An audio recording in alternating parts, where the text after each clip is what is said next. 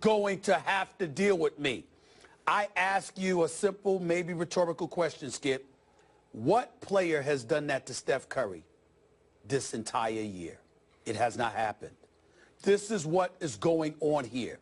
I would love to believe that Golden State will come back. First of all, I genuinely like them all as players. I think they're fantastic, and I think they're great.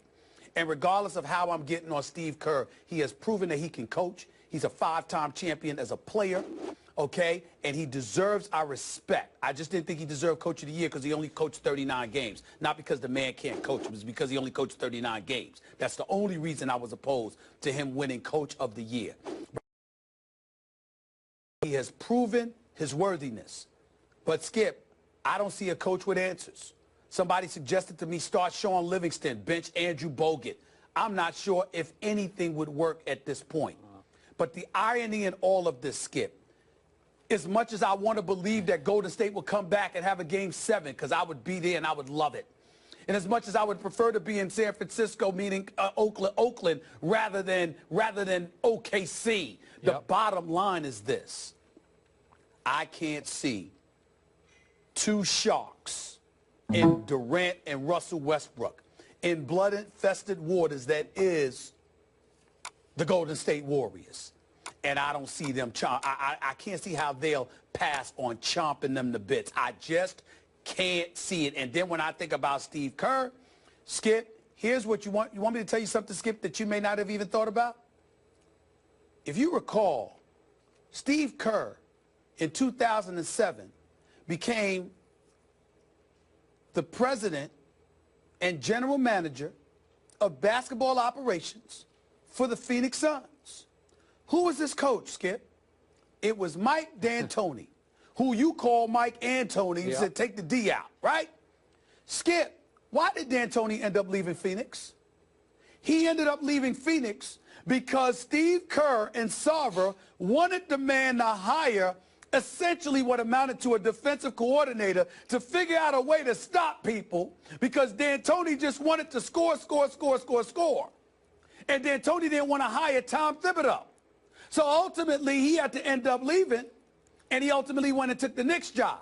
Well, what happened, Skip, as you watched Golden State last night give up 42 points in the second quarter, when you watched them struggle to give up 100-plus points to OKC, with OKC scoring at will? Doesn't it strike you as a tad bit odd that the Golden State Warriors actually look a little bit like the Phoenix Suns? That's what struck me, because I'm watching and I'm saying, this is the same Steve Kerr that didn't want the Phoenix Suns under D'Antoni looking the way his now Golden State Warriors are looking against OKC. Now, I only bring that up because last year it didn't apply because Golden State was big time defensively. This year they've dropped off significantly. And nobody's brought it up. But I'm bringing it up now because that's what I'm seeing. If they could get stops and stop people, maybe I'd have some faith in them.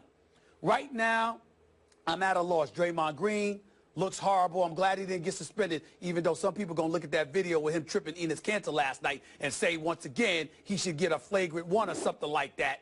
But he looks awful. Steph Curry doesn't look like himself. Klay Thompson seems all by his lonesome. And Andrew Bogut is supposed to be relevant in a series like this. And he's turned into bogus status yet again. It's bad. It's bad. I hope I'm wrong. But I actually think that Golden State might get closed out on their home court tomorrow night. That's how bad I think it is right now. Are you ready to go there? I want to think about it for another day until tomorrow morning. Because I want to show Golden State the respect they've earned and that they deserve. And by the way, I'm a fan of Joe Lacob. You know that, Skip. I like Joe a lot. But wasn't he on the record essentially paraphrasing it, calling them the gold standard? We're ahead of the... It looks bad from the top on down. I'm looking at Joe... I'm glad you brought that up. Just quickly, and I did communicate with Mr. Lacob about this, and he said it was a little taken out of context, which well might be. This was in the New York Times. Yeah. But the quote was that, I'm slightly paraphrasing, but that we are probably light years ahead of every other franchise in the way we do things. And Doesn't look that way at this moment. It doesn't look like they're light years ahead of that franchise, just for the record. Exactly. Yeah. And it's not that they're losing games, Skip. It's how they're losing. You can point to the struggles of Steph Curry. I mean, they're getting waxed, man. They're getting beat down. Okay. Got me looking at Joe Lacob. Got me looking for Jerry West. Where the hell is he at, Mr. Consultant? I'm looking at Steve. I'm looking at everybody right now. Because I'm like, how did this happen? How did this happen? Okay, so you are saying they are D-O-N-E done. You actually said yesterday if Golden State loses tonight, which is last night, done, right? So yes, you're sticking by that. I believe they're done. I'm just debating whether it's tomorrow night or the weekend. Okay. My answer to Molly's question, which you asked about 20 minutes ago, as I recall. Don't be rude. I'm kidding. I'm kidding. Go ahead. But you even went after Steve Kerr again. We are bashing Steve Kerr today. How we bashing him? Okay. We're talking facts. All right. That's all I'm doing. Here's just me. There is no way I'm going to leap all the way to done when we're talking about the defending champs who won an NBA record 73 games, and they have 2 of the last 3 at home. In no way am I predicting they are now going to win in 7 games, because I am not.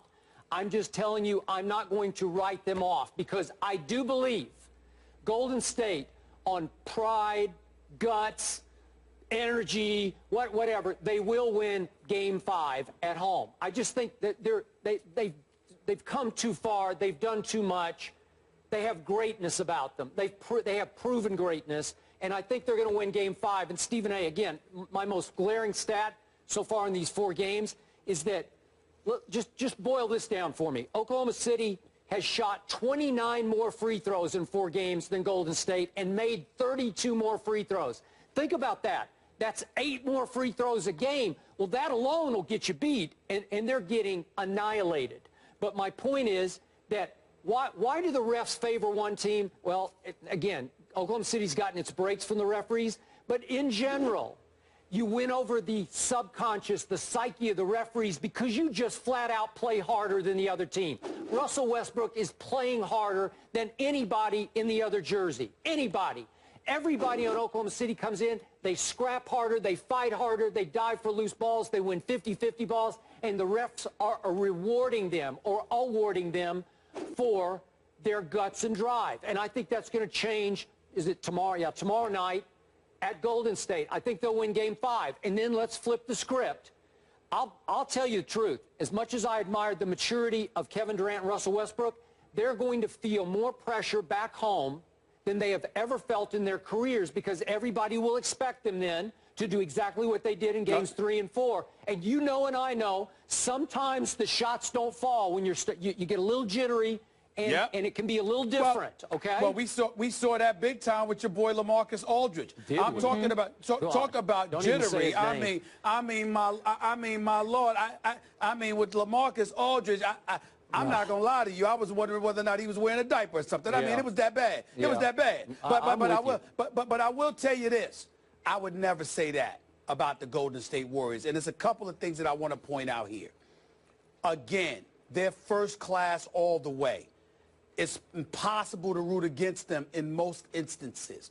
That's number one. And Steph Curry is a superstar. He's just having a bad couple of games, and it just happens to be against Russell Westbrook. And when you have a bad game against Russell Westbrook, you tend to look doubly bad because of how Russell Westbrook comes at you, okay? Steve Kerr, allow me to say this, Skip Bayless. Look, Mark Jackson works on this network. I love Mark Jackson, okay? But look, damn it, I ain't blaming Steve Kerr for taking that job. I would have took the job had they offered it to me, and I don't coach. You understand? Ain't his fault. Okay, so all of this stuff about, people sitting up there because they look at me and they know how much I love my man Mark Jackson, and they think, no, I'm getting on Steve Kerr because of no. Steve Kerr can coach. Steve Kerr knows the game of basketball. Steve Kerr deserves all the accolades he's received other than this year's Coach of the Year, because I don't think you deserve it for just coaching 39 games. But in this series, at this juncture, he is being outcoached by a rookie coach on the NBA level. He's being outcoached. I mean, it's just that simple. Look at the adjustments that Billy Donovan is making. Steve Kerr's a great guy, and I think he's been great for the game. And listen, he's just getting outcoached right now. It's just that simple to me. Okay. Now, it's not as glaring as Steph Curry's deficiencies, But still in all, there is a discrepancy there that cannot be ignored. And I can't see them coming back. If they come back, they come back. I'll be happy about it. Let's say I'm right. Let's say Golden State wins Game 5. Let's do the hypothetical, which is feeling like a 1,000,000,000 shot. Let's say Golden State then goes back to Oklahoma City, and mostly because Oklahoma City comes up short, for whatever reason, their shots don't fall, and Golden State steals Game 6 and gets to go home for Game 7. Would I bet on Golden State to beat this team 3 straight times in a Game 7 at Oracle? I'm not sure about that. I would give that more like a 50-50 proposition. Well, let me say this to you, because you didn't bring this up, so I will. Let me look right in the camera and tell you this. If Kevin Durant, one of the top 3 players in the universe, and Russell Westbrook, a pair of one of the top, 2 of the top 5 players in the game, if they lose a 3-1 lead, they'll never live it down. The way they have looked these last 2 games, if they turn around and resemble Dr. J and